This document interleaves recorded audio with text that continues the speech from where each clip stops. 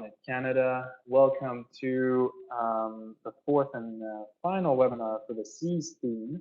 Our speaker today will be Dr. Hank Venema, and I hand over the presentation to him now. Note that at the end of the presentation, we'll have a Q&A session, and I encourage you to ask any questions you may have. Have a great webinar. Thank you. Hi, can everyone hear me? All right.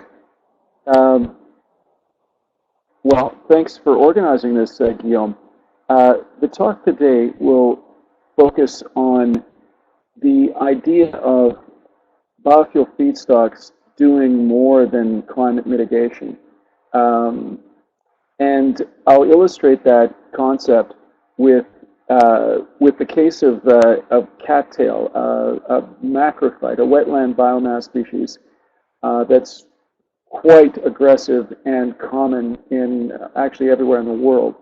I'll also illustrate it with a particular case from Manitoba, where ISD is based. So the first point I want to emphasize is that from a global risk perspective, climate change is just one source of insecurity, and the World Economic Forum really brought this point to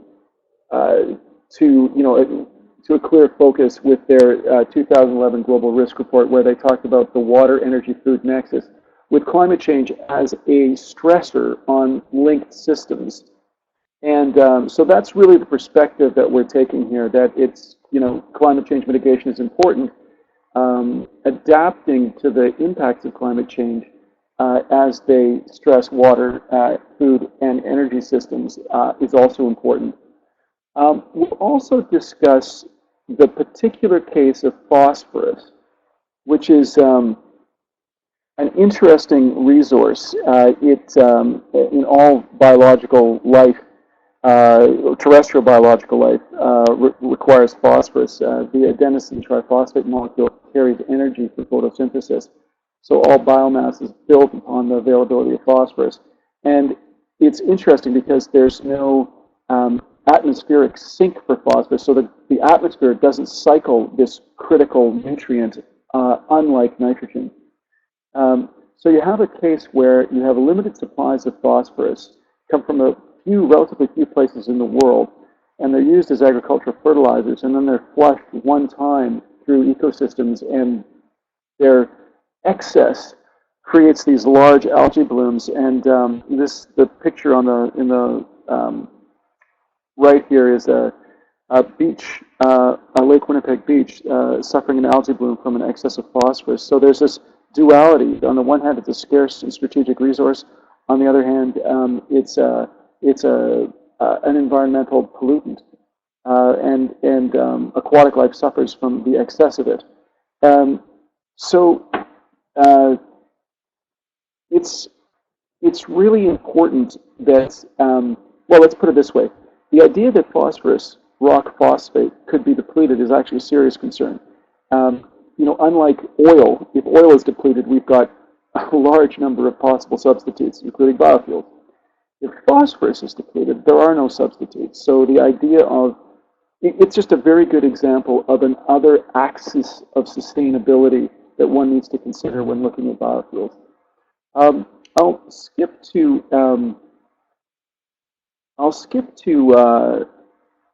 this concept, bringing this back to an ecosystem perspective.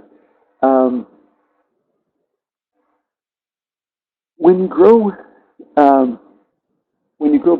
biofuels, you need to think about their ecological context, and a functional ecosystem, a high-quality ecosystem context is providing more than food and biomass. It's providing other things. It's providing flood storage and drought resilience and nutrient capture and habitat.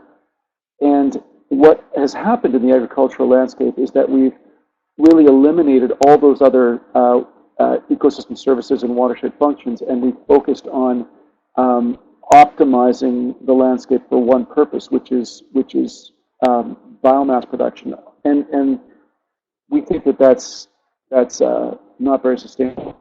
So we came up with the idea of the watershed of the future, where basically we're using biomass and the watershed design principles to cycle carbon and nitrogen and phosphorus, and do that through basically using biomass as an interception mechanism and transferring carbon and nitrogen and phosphorus to a biorefinery where high-value products could be produced, and critically cycling nutrients. So I just put this slide up on ecosystem services. So the whole idea, the whole motivation for biofuels has been really the climate regulation function. And I'll just point that out here. This guy over here, climate regulation. And Guillaume showed me I've got these marvelous tools, so I'll circle it. Biofuels are about climate regulation and about, well, let's say biochemicals, fuel wood fiber production over there on the provisioning side of ecosystem services. What we've neglected are the water regulation, water purification, and nutrient cycling aspects of ecosystem services. Down here, nutrient cycling, water regulation. That's all been neglected. And we at ISD came up with an option, an alternative to biofuels production. We're harvesting phosphorus through this particular species of macrophyte known as cattails, and cycling it. And in this context, by the way, we won an award as one of the world's 100 best sustainable development projects a few years ago. What we have, excuse me for 1 second, I just, pardon me, I'm just going to interrupt this for 1 second.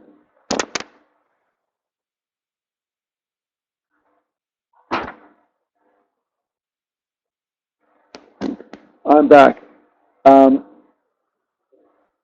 What we have is a new concept where we're using energy as the carrier. We're getting value as energy from the cattails, from the harvested cattails. Arguably, its more important function, though, is that it's cycling phosphorus. We have a perfectly viable fuel pellet from the cattails, and when we burn it, we recycle the ash. Now, what we started to think was that this was a pretty big concept, and we should really link it to distributed water management.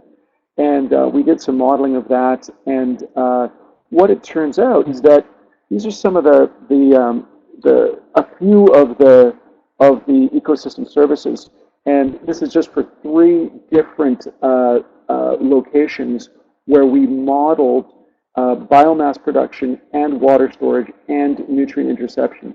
And we did a bit of economics on this, and it turns out that the phosphorus is the value of the intercepted phosphorus exceeds, in some cases, quite significantly the value of the biomass. And you have a water storage function as well, which, whether it be for flood damage reduction or drought resilience or irrigation, you have other values associated with water storage. So we're taking an ecosystem approach to biomass production and saying we can perform other very important values by linking up these things, whereas any one of these might not make a project economic. If we link all these benefits, we may have economic projects. So this is all very nice theory. We actually then went out and demonstrated the ideas with some field work in several locations around Winnipeg. Lake Winnipeg is a very large lake. It's the 6th largest lake in Canada, and it's the most eutrophic large lake in the world, meaning it's the most overloaded with phosphorus, which is a big reason for looking at these economic methods for cleaning up Lake Winnipeg, and biomass happens to be an interesting route. So further to this, we just used conventional harvesting equipment to get into some of these sites where cattails grew abundantly, and demonstrated that we could harvest it and transport it with conventional agricultural equipment. And um, and I think it's quite interesting, the characteristics of this material. The yields we have far exceed uh, conventional biomass crops. And here we see wheat straw. Over here we see comparison with wheat straw, corn stover, flax residue, switchgrass, and so on. And we see the yields, even in a relatively cool climate like Manitoba, we've seen the yields to be enormous. And it's just a response. It's just the way the ecosystem responds to areas that are overloaded with phosphorus and wet overloaded areas.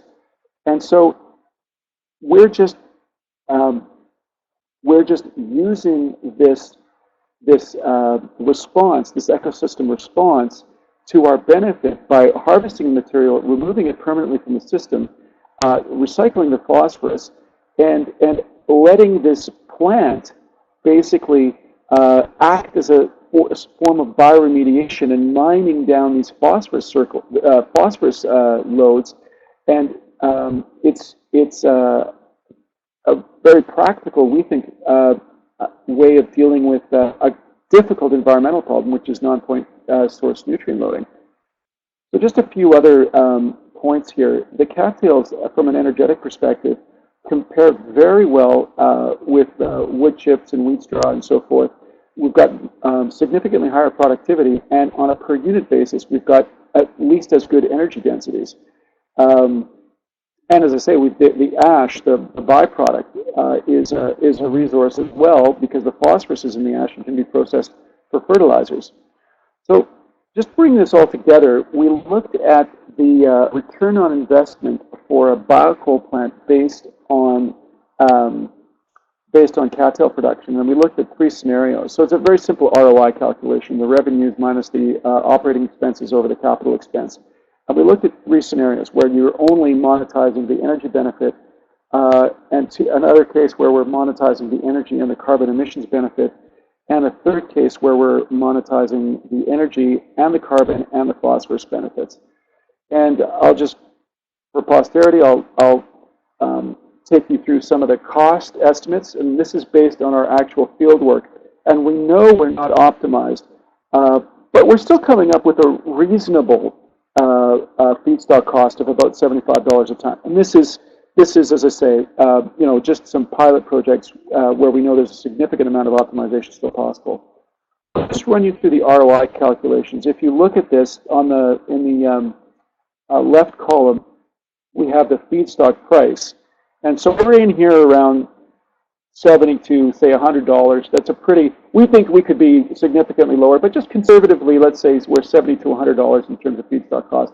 And a biocoal product, which is worth somewhere between $160 and $280 a ton.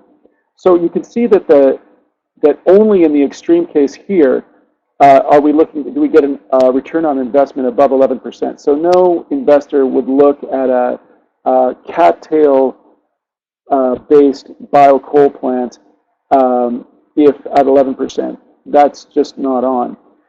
Add in a very modest carbon credit, $15 per ton of carbon.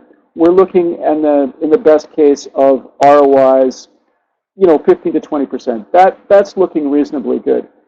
Then if we add a phosphorus credit at $25 a kilo for the value of the phosphorus, the cattail is so effective. It's a luxury phosphorus user. It's performing this very valuable ecosystem service of intercepting the phosphorus, which we can recycle. We're actually valuing only the interception, the bioremediation function, at $25 a kilo, which is very, and I'll tell you why in a moment. But in this case, then, really, we're looking at returns on investment that are very good. And so it makes the case really for a commercial investment if you can get the values from these ecosystem services. Now, I don't know if you folks are familiar with another lake in Canada that's undergoing eutrophication pressure. It's Lake Simcoe near Toronto, part of the Muskokas. And it's also suffers these green algae blooms. And this is just an example of the cost of the control technologies that are being recommended and implemented, and just gives you a sense. This is the axis here is dollars per kilogram per kilogram total phosphorus removed. And you see that there are advanced technologies that are being implemented that are well over $1,000 a kilo. So the demonstrated willingness to pay for phosphorus removal in Canada is quite high.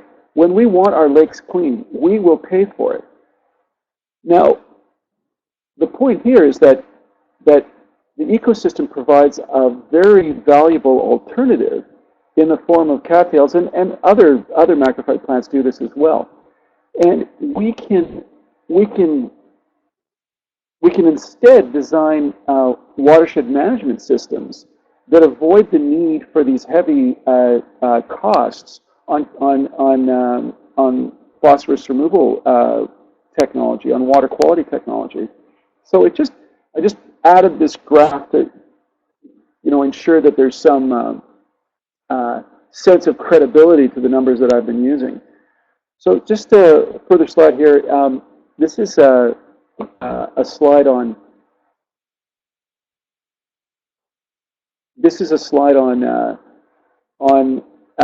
biomass availability or the cattail availability. We actually did some remote sensing analysis based on Landsat imagery, and we mapped the hotspots for cattails in the agricultural portion of Manitoba. And there's three different views here. The sort of the classified Landsat imagery on the top right over here. A heat map of where one might go about locating a biomass processing facility based on cattails, and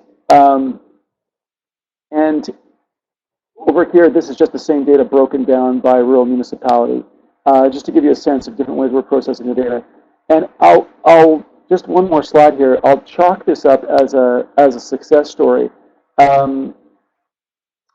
We have been asked now by the federal and provincial governments to produce a bioeconomy atlas where we're mapping and estimating biomass supplies, but also the other ecosystem service values, the carbon and the nutrients, and estimations of the economic benefits. So it's going to be basically a portal. It's going to look kind of like this. This is just a kind of a conceptual screenshot, but we're actually into development now. And I think this is something that BioFuelnet should understand as a pretty important success on implementation. We made the case that the values of these alternative feedstocks were high enough to be considered in conjunction with conventional biomass resources. So we've been, and it's primarily because Manitoba has a particular case of needing to act on Lake Winnipeg. And so we have what we think is a very viable option for nutrient management that is, that is a really practical alternative to the heavy infrastructure and heavy capital cost requirements of conventional water quality treatment. And as I say, the federal and provincial governments have agreed with us and are funding us now to take the ideas we started in BioFuelnet to policy implementation through this public bioeconomy atlas concept. So I guess I'll leave it at that. That's all the slides. I kind of went through it a little bit quickly. My animation wasn't working, so there was a few slides I didn't show in their entirety, but I think we got the gist of it. I hope I got the gist of it across. And so I'm happy to take any questions now.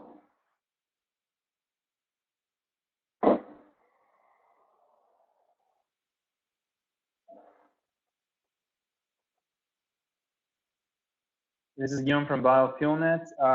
Feel free to ask your question through the Q&A mode if you would like to speak with Dr. Hank Venema, or of course you can type them up in chat, and Dr. Hank Venema will be more than happy to answer them.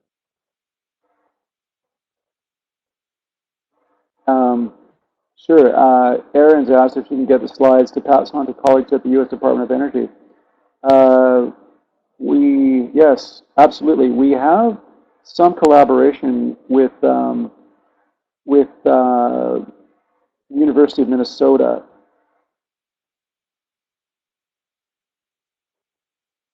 But if Guillaume has the slide deck, and by all means, Guillaume, you may share it with Aaron. Aaron, who do you work for?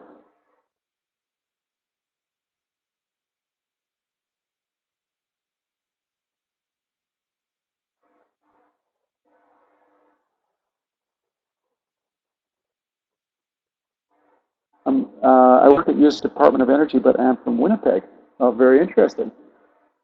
Okay, well, I'll tell you, there's a little story here. In fact, USDOE, interesting. Um, well, USDOE looked at cattails about 35 years ago in collaboration with the University of Minnesota, uh, looked at cattails as an energy crop and determined that that it was an excellent feedstock. Energy density, uh, combustion properties, ash properties, so on. It was a great feedstock. Too bad it used so many nutrients, and they were actually fertilizing their test stands of cattails. And they did not connect it to the broader bioremediation function. And what's interesting is that we've kind of rekindled American interest in this concept, working with our colleagues uh, in the Red River Basin in Minnesota. Um, I got another question from Aaron here. Do you know how wet the cattails are when you harvest them? Depends on the year. We've harvested, they can be as high as 50% moisture. We've harvested as low as 25% moisture. Um, there's a bit of a trade-off um, because the later in the season you harvest, the more likely they are to be desiccated and dried out. The plant, though, has this characteristic of translocating the nutrients back into the roots, into the rhizomes over the course of the fall. It stores its nutrients in winter in the rhizomes. So if you harvest in the dead of winter when everything's under ice, it's logistically simpler, but you don't get the nutrient benefit because the nutrients are all back in the rhizomes. So if we want to use the system as a nutrient pump, we've got to harvest them when they're not bone dry, when there's in the late summer, early fall. Got a question from Jason Armstrong. I've heard some very dire predictions for the health of Lake Winnipeg and the nutrient loading. Has there been any talk of implementing a program to plant and encourage cattails to reduce the potassium levels? Did you mean potassium, the Caleb, or did you mean phosphorus?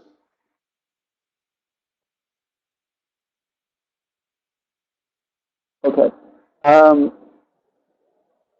No problem. Well, there is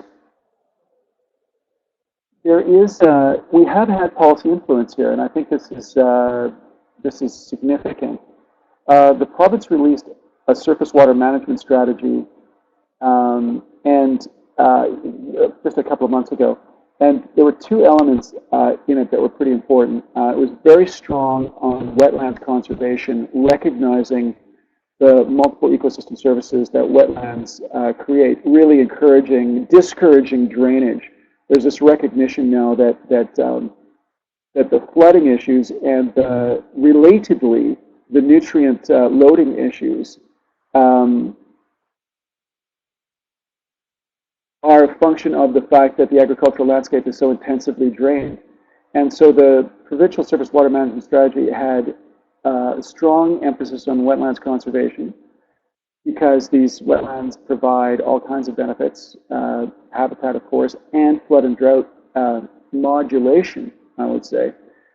It also included a component on distributed storage, recognizing that new storage was going to be important because the flooding issues we suffer, the drought issues we suffer, the nutrient loading issues we suffer would all be reduced if we had a landscape that was tiled, if you will, with these small storage systems. And what was important was that the provincial strategy recognized that you needed to harvest the biomass from these shallow storage systems if you wanted to control the nutrients. Because if you didn't harvest the biomass such as cattails, from these retention areas, you were just reconcentrating the nutrients, which would be flushed downstream under the next, extreme hydrologic condition. So, so yes, the short answer is yes, Jason. The province has recognized that this is a valid method for intercepting nutrients to protect their peg. So sorry for the long answer.